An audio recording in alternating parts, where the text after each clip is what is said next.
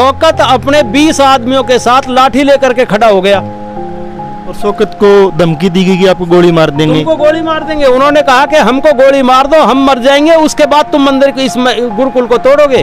अपने जीते जिसने मेवात आकर के अंदर से नहीं देखा है ना, वही मेवात से डरता है। जब कावड़ यात्रा होती है तो हमारे यहाँ हम शिविर लगाते हैं अपने रोड पे पर, और हमारे मुस्लिम भाई ही हमारा सहयोग करते हैं। दबाव में नहीं कह रहे सर? नहीं, दबाव में क्यों कह रहे हैं, हम गांव के मौजूद आदमी हैं। हम अपने जो मुस्लिम भाई पंचायत करते हैं उसमें भी हम बैठते हैं। जो गुनहगार हैं उनको तो बख्शा नहीं जाए और जो निर्दोष हैं उनको छेड़ा नहीं। तो घासेड़ा गांव में है और घासेड़ा गांव नूह इलाके का बहुत बड़ा गांव है। इसके साथ में ये क्रांतिकारी गांव है। और शांति की बात करें तो महात्मा गांधी इसकी पृष्ठभूमि से जुड़े हैं। महात्मा गांधी इस गांव में आए थे जब 1947 के बाद जब देश आज़ाद हुआ और जब पलायन जब हिंदू मुस्लिमों का एक चल रहा था उधर से इधर, तो उस टाइम महात्मा गांधी इस गांव में आए थे। उस गांव के लोगों में शांति की बातचीत की थी और कहा था कि आप मत जाइए। तो उसके बाद से ही घासेड़ा गांव शांति की मिसाल बना रहा है। तो अभी जो मेवात के अंदर जो एक बार नूह में जो हुआ है, उसके बाद घासेड़ा गाँव के हालात क्या है, तो यहाँ का जो व्यापारी वर्ग है और हिंदू समुदाय से जो लोग जुड़े हुए हैं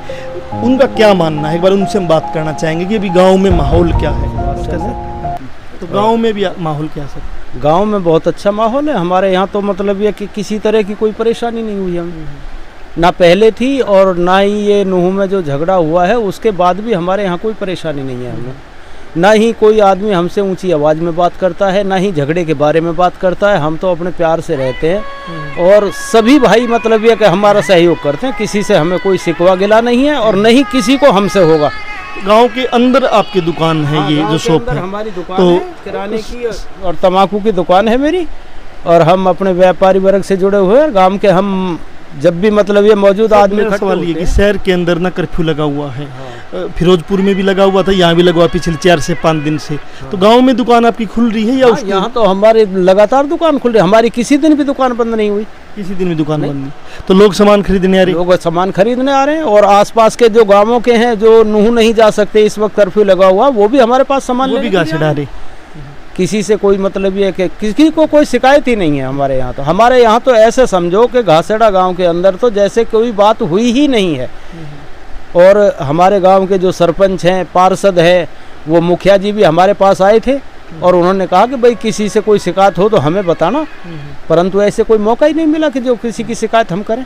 लेकिन सर प्रचार तो लोग ये कह रहे हैं कि शुरुआत से ही कि मेवात तो ऐसा इलाका है, मेवात में खतरा है, ऐसा प्रचार होता रहा है। किसी को सरकारी नौकरी वाले की बदली मेवात में करवा के उसकी बोलते कि आपको मेवात भेज देंगे। मेवात भेज तो कैसा इलाका सर मेवात? नहीं, ऐसा नहीं है जी। जिसने मेवात आकर के अंदर से नहीं देखा है ना, वही मेवात से डरता है।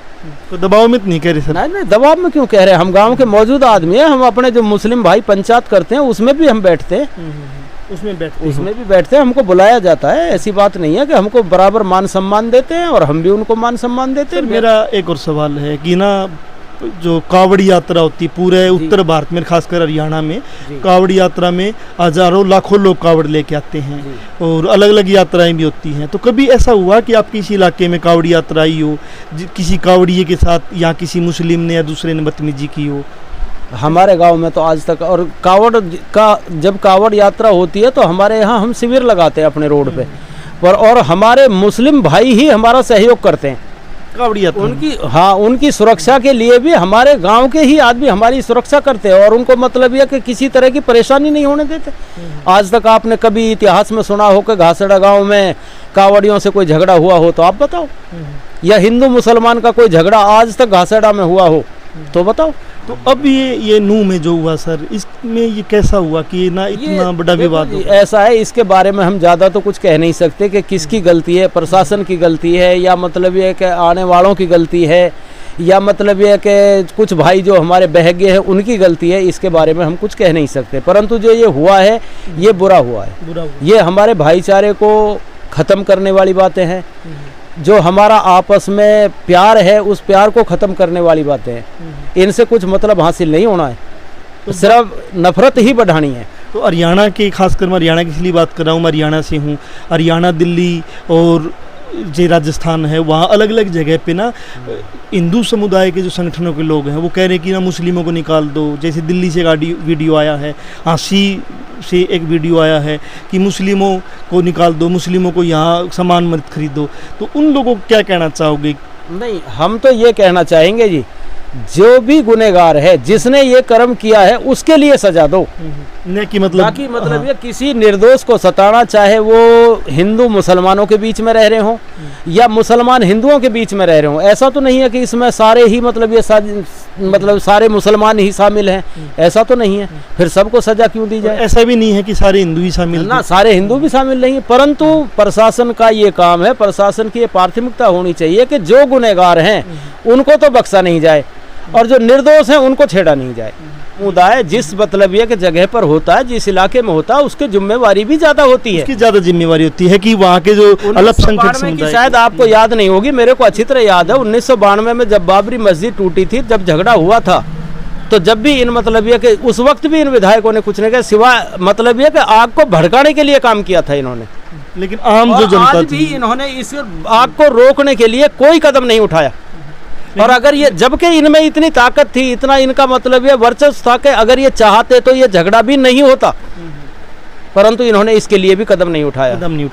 मैं कह रहा हूँ सर, लेकिन फिर भी मेवात की जो आम जनता है, गांव की जो जनता है, शांति प्रिय है, आम जनता झगड़ा नहीं चाहती, परंतु वहाँ कुछ बच्चे ऐसे हैं कि जो मतलब ये किसी की बातों में आकर के मतलब ये कि कुछ भी करने के लिए तैयार होते हैं, चाहे वो नशा करते हैं, चाहे उनके पास काम नहीं है।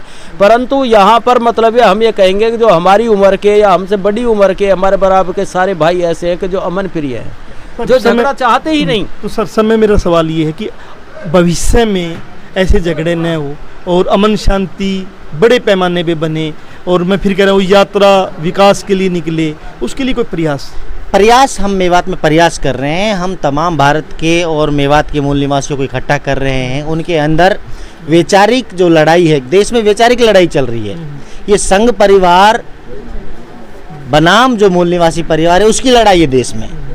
और संघ परिवार चाह रहा है कि मेवात को प्रयोगशाला के तौर पर इस्तेमाल किया जाए। हम मेवात को प्रयोगशाला नहीं बनने देंगे। ये बिल्कुल हम लगे हुए हैं उस प्रयास में, बड़े पैमाने पर लोग समझें। और इस घटनाक्रम में एक बड़ी बात जो निकल कर आई है कि जो जाट समुदाय के लोग हैं उन्होंने बड़े पैमाने पर इसमें सहयोग किया है मुस्लिम समुदाय के लोगों का, क्योंकि वो किसान आंदोलन से उस प्रयोगशाला से दूर हो गए हैं, जो संघ उसको अपनाना चाहती है। किसान आंदोलन से भी हो गए हैं। अभी लेटेस्ट जो ये पहलवानों के साथ जो झगड़ा हुआ, उस टाइम भी जो जाट कम्युनिटी उन्होंने देखा कि हमारे साथ कौन खड़ा हुआ है, कौन हमारे खिलाफ में आया है। तो क्योंकि जाट ये सर छोटू राम का, दीन बंधु रहबरे आजम सर छोटू राम का प्रदेश है। और सर छोटू राम जी कहा करते थे कि मेव का क्या मुसलमान और जाट का के हिंदू। तो ये डीएनए के भाई हैं आपस में, और वो समझ चुके हैं कि भाई हम आपस में हमें मिलकर रहना होगा, क्योंकि ये जो मेवात की जो बेल्ट है, इसके जो लगते हुए गांव हैं वो जाटों के गांव हैं। तो बड़े पैमाने पर भाईचारा निर्माण होने का जो काम है वो लगातार चल रहा है, और इसको हम मतलब यहाँ प्रयोगशाला नहीं बनने देंगे। तो प्रयोगशाला नहीं बनने देंगे, नफरत का बाज़ार नहीं खुलने देंगे। यहाँ के आम जो लोग हैं उनका साफ साफ संदेश है कि नफरत के बाज़ार में नफरत की दुकान नहीं खुलने देंगे, मोहब्बत का बाज़ार निर्माण होगा, मोहब्बत की दुकानें खुलेंगी। ये यहाँ के लोग हैं, और यही गाछेड़ा है। जब कभी गांधी जी भी यहाँ पे आए थे, उसके बाद से 1992 का बाबरी मस्जिद का मसला हो या उसके बाद का कोई मसला हो या आज का वर्तमान का मसला हो, चाहे दुकान खुली है, जो मंदिर है उसके बाद मुस्लिम और हिंदू नौजवान मिलके उसकी रक्षा कर रहे हैं कि हम इसको नफरत की प्रयोगशाला नहीं बनने देंगे। और यही संदेश पूरे हरियाणा को और पूरे देश को घासेड़ा के लोग दे रहे हैं। जनमंच के साथ आप बने हुए थे, नई अपडेट के साथ फिर हाजिर होंगे।